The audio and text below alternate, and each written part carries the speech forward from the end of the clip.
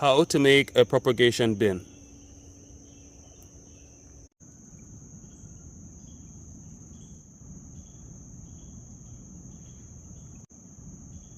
Today we're going to show you how to make one of these propagation boxes. These are the boxes that we use to make more plants. We always have lots of new cuttings in these boxes. We just got 2 new boxes in. One for plum trees, one for mulberries. And this is a great way to make more plants through propagation. If you have a fruit tree you want to make more of. If you do not have a mist system, or if you do not have heat mats, this is a great way to propagate cuttings without having to babysit them. Before we continue on, I'd like to ask you to please hit that like button and subscribe if you haven't already done so. Every time you like, save and share our videos, and even when you watch it to the end, you help our YouTube channel grow and thereby help us get closer to dream of expanding the densities of 70 Farm. This is how you make a propagation bin. You need to have a drill bit that's not too big. You need to make 2 holes on each side of the plastic bin.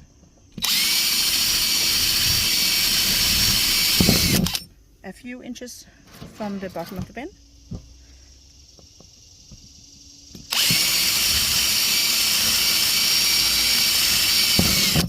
These holes are to make sure that any water gets in there gets out, and also to give some airflow. So you do not want them to be too big, just big enough.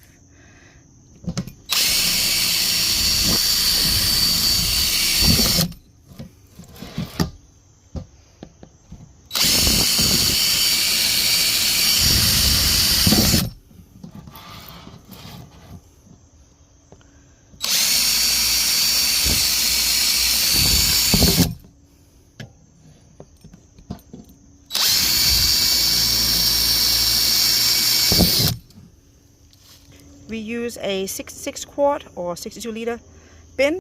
You can use any bin as long as it's clear and it has a clear lid. But we also really like the fact that it has these handles on it. We got ours at Target. You can get yours wherever you need to. I think we paid about $8. Sometimes we pay $7 when it's on sale.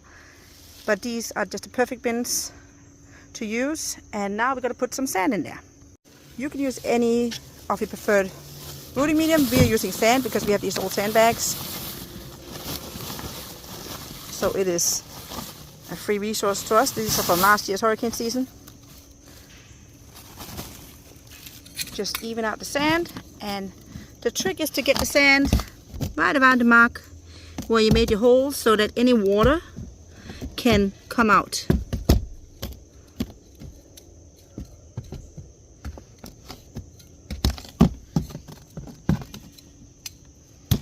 Last year we had a problem that our propagation bins got flooded in the hurricane, so we're just going to make a hole on each side at the very bottom of the bin, just so that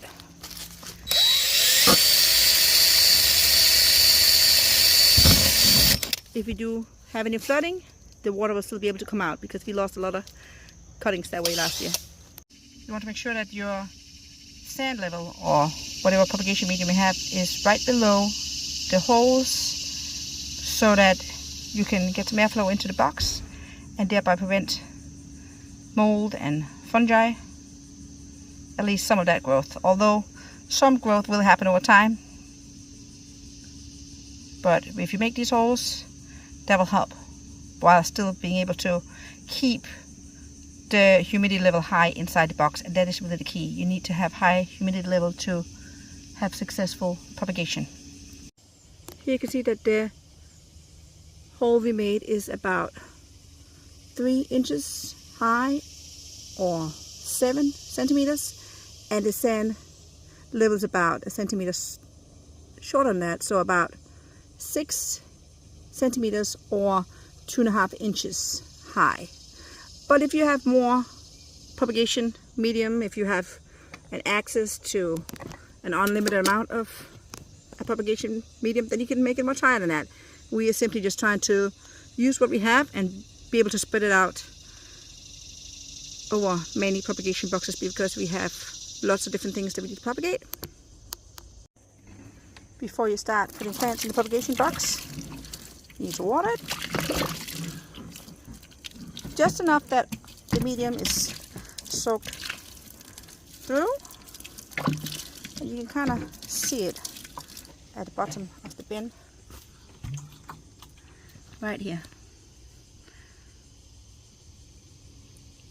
But when you do the actual propagation, you will also be watering a little bit. So don't worry about it too much. Just make sure that everything is wet and firm. That's really the main goal. So here is the propagation bin. And now you're probably wondering, well, what do I do with the bin? How do I get more plants? I'm going to show you. Let's just talk about this cracked sand first. When I move this bin down on the ground to work on the table, the sand cracked. And that's fine. Just remember that once you put your cuttings in, you want to water really well so that all these cracks disappear and the sand goes and settles around each cutting. Now I'm going to show you how to do the cuttings real quick, but I already prepared a bunch of mulberry cuttings. These are actually from a mulberry bush that we used to pick mulberries from, but development kept moving closer and closer, and where that mulberry bush used to be, there's now a store. Thankfully, we propagated that mulberry bush, and we now have several identical clones of that mulberry bush. So now we can make more mulberry bushes, and that's what we're doing. We call them the St. Augustine mulberry bush because it's more of a bush than a tree. But I'm going to show you how to do this. It's very simple. If you want a more detailed video on how to root cuttings in these propagation bins, we have one where we do everbearing mulberries. I will link to that one. But I'm just going to show you real quick how we do these cuttings. So you're just going to dip the cuttings in rooting medium and make sure you have 2 nodes at least. For the mulberries, there's sometimes far between each node depending on the size of the branch you're cutting. So just at least try to get 1, preferably 2 or 3 nodes below the sand line or whatever propagation medium that you use, and just put them in lines with at least a few inches, maybe 3 centimeters in between each cutting, just like this.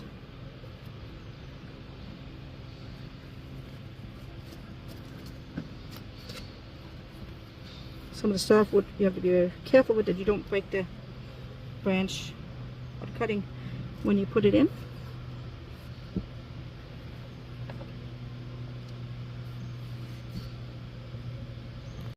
Place your propagation bin somewhere where it gets dappled light, part shade, at least shade in the afternoon. Here you can see our new propagation bin with the mulberry cuttings ready to be watered. The cracks that I was talking about earlier, they have now expanded even more, so this is why I wait to water them in until I found a final spot for this bin. And I'm just going to water it so that the sand gets around these cracks. You may want to add a little bit extra sand if you need to. It all depends on the situation. Just make sure that the sand is closing in on each cutting. You can see that right here. You want it as close as possible.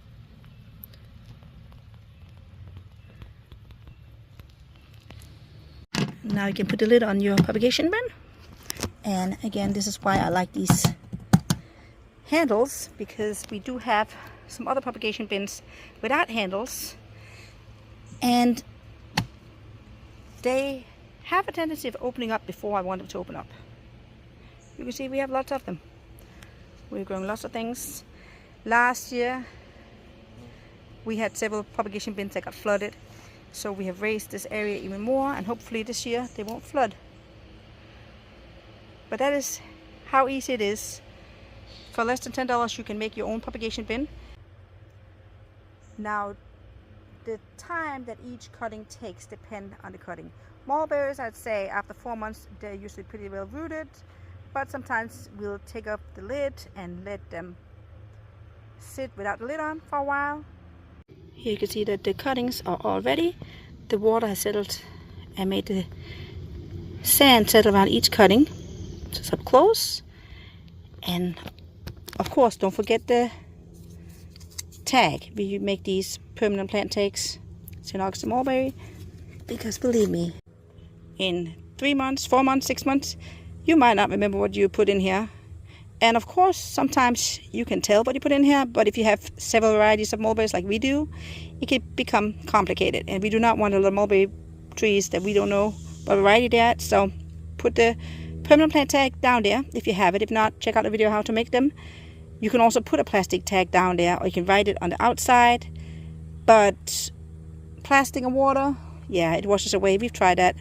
We do have lots of cuttings that we don't know what variety they're at. They still give us fruit. And you can write outside on the tag outside. But if you're like us and you want to reuse this bin again and again, it's just much better to have these permanent plant tags. It makes everything easier, more organized. Now when you're ready to open this bin up in 2, 3, 4, 5, 6 months, whatever time that your cuttings need, you can just start with this. Do it like this on a sunny day where it's not raining. Do like this the next day until the 3rd or 4th day.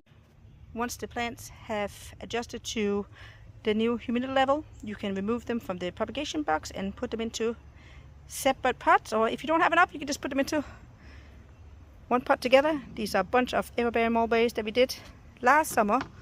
Look how big they are. We put several in a pot, and we've also been giving away some, so there's now less in each pot. But these were propagated this way. We have a video up on how to do that.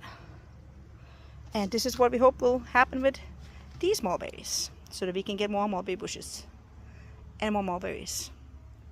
We usually check the bins after about 2 months just to make sure that they're wet. But let me show you how you can see if they're humid enough. Here's one that's going right here.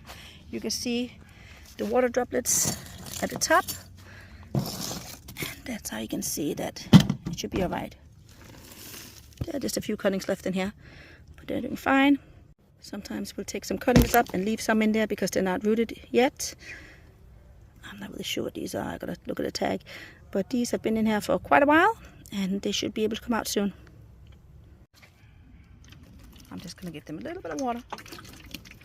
Not much, just a little bit, until I can take them all out. Whenever I get a chance to. They're on my list. These are black sapote over here.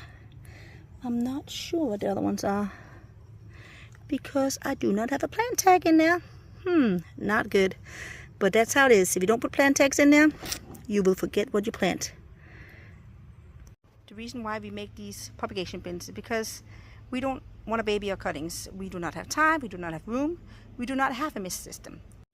In many professional nurseries, they have an overhead mist system to mist every minute or so to provide the high humidity, and they also have heat mats to put beneath the cuttings, which helps encourage root growth. But we don't have either of those. We don't have room, we don't have money. We are just family farm to be, and we have a goal of making as many fruit trees as we can for our future U-Pick fruit forest, plant nursery, and orchard. And that's why we do these, and we make lots of fruit trees this way. I hope you enjoyed this video. If you have any questions, please don't hesitate to leave a comment, and we'll answer if we can. If you haven't already done so, please hit that like button and subscribe. Hit the share button, share it with your friends, and hit that save button so you can come back and watch this video again when you want to. Thank you for watching, and thank you for making the world a little greener.